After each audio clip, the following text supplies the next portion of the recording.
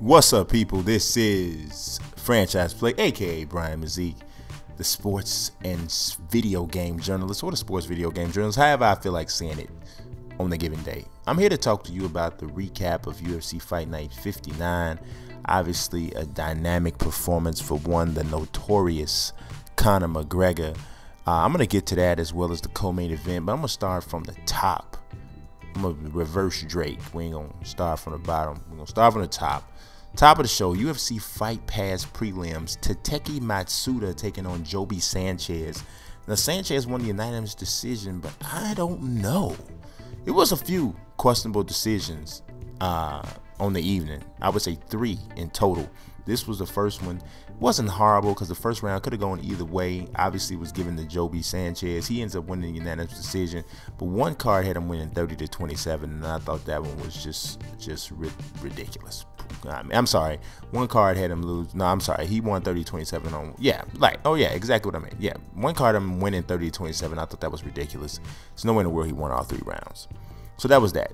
The next Fight Pass prelim was was quite thrilling. Matt Van Buren against Sean O'Connell. Matt Van Buren was giving Sean O'Connell the business for the majority of this fight. In the third round, O'Connell catches Van Buren with a hard shot to the body, follows it up with some right hands, knocks him out. In the third round, big time comeback win. It was pretty exciting. Then we went to the Fox Sports 1 prelims. Charles Rosa against Sean Soriano.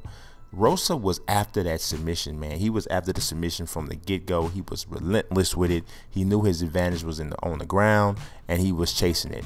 Late in the third round, he actually almost had an armbar finish, but Soriano powerbombed him to get out of it. But quickly, Rosa scrambled, went after a Darce choke. Didn't get it the first time. They got stood up. They go back to the ground. He gets the Darce choke the second time. So it was pretty cool. Pretty cool fight. Next one was Johnny Case against Frankie Perez. Johnny Case is a little bit too much for Perez. Overall, the pressure ultimately ended up getting to him. Ends up scoring a TKO win in the third round. Paddy Holohan took on Shane Howe, and this was a really big, just one-sided, lopsided bout. Paddy Holohan, as a grappler, is far advanced than Shane Howe. He was all over him from the beginning. I'll give Shane Howe some credit for that first round because he actually easily could have got stopped.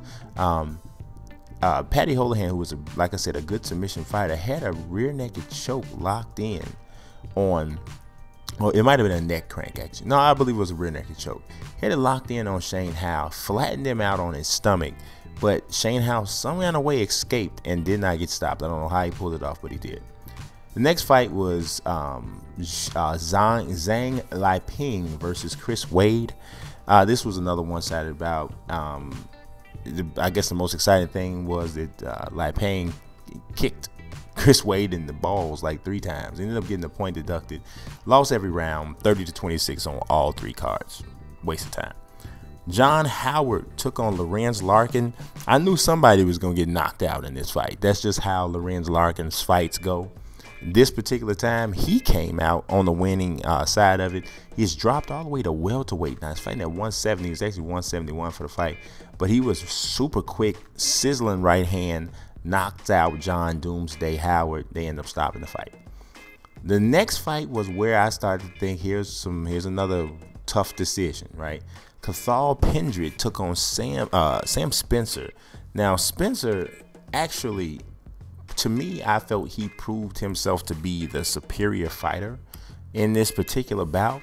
But he did get taken down. I believe he got taken down 4 times in the fight. He actually almost stopped Pendred in the first round, but he couldn't finish. And because he couldn't finish, it ended up costing him. And when you first saw the fight, you're like, well, it's easy to see that, you think Spencer won the fight easily. But when you go back and look at the numbers, Cathal Pendred actually landed more shots, and he landed just a few less. I think, did I call him Sean Spencer? As a matter of fact, his name is, I think I called him Sam Spencer. His name is actually Sean Spencer. Yeah, but when you go back and look at the numbers of the fight, it actually kind of supports the judge's decision a little bit more. So, you know, it's one of those things. Tough. It was a tough loss for Spencer, because it's tough when you prove yourself to be the better fighter, but you still come out on the losing end.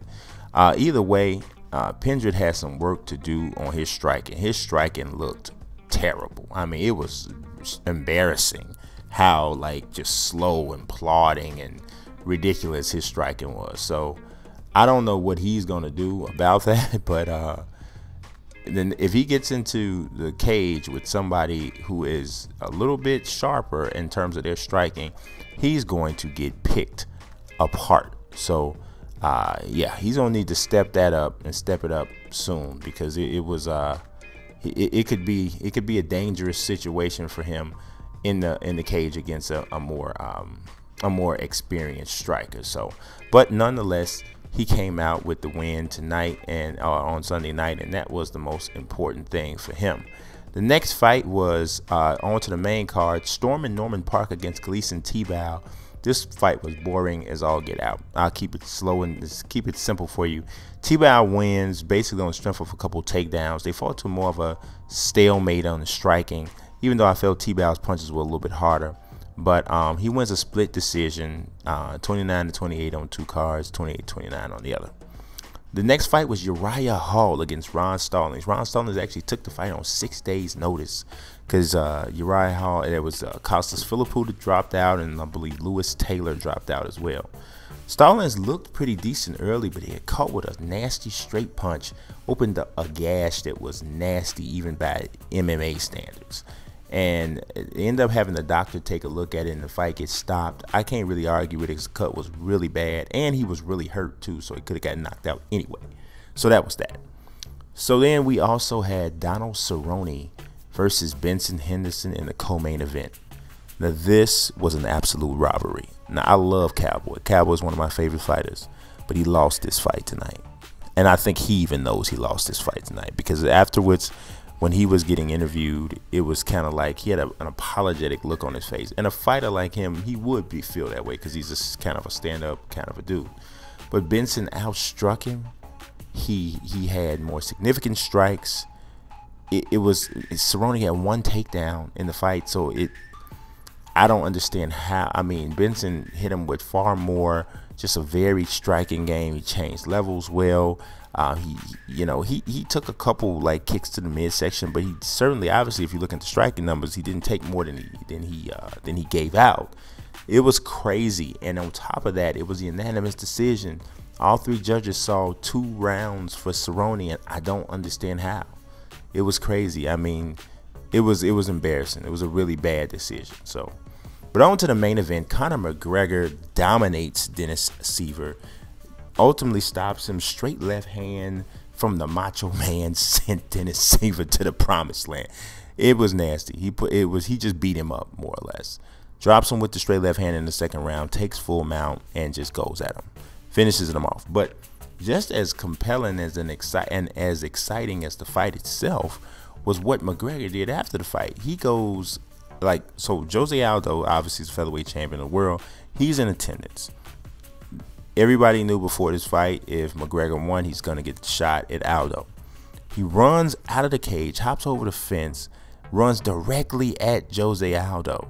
Jose Aldo immediately springs to his feet to meet the confrontation on, and McGregor's just yelling at him. And it was really, from a TV whole standpoint, it was cool. This is the reason why this guy is becoming such a big star, because he brings an edge and some sort of unpredictability. It's like whether you like him or you hate him, he's a must-see kind of dude, and that's the definition of being polarizing.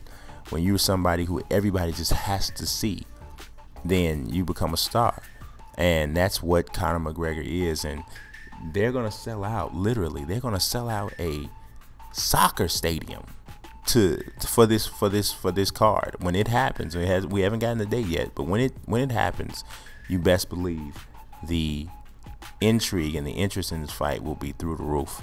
McGregor wins again, and we'll see what he does with Jose Aldo. That's it for the UFC Fight Night 59 recap. You guys will be going back to the regularly scheduled programming. Although I will have a little bit of a chime in on Deontay Wilder, where it's not going to be a recap, but we're going to just talk about a little bit of the future with him and the feud for them boxing fans out there. Y'all stay tuned. Thanks for watching. Peace.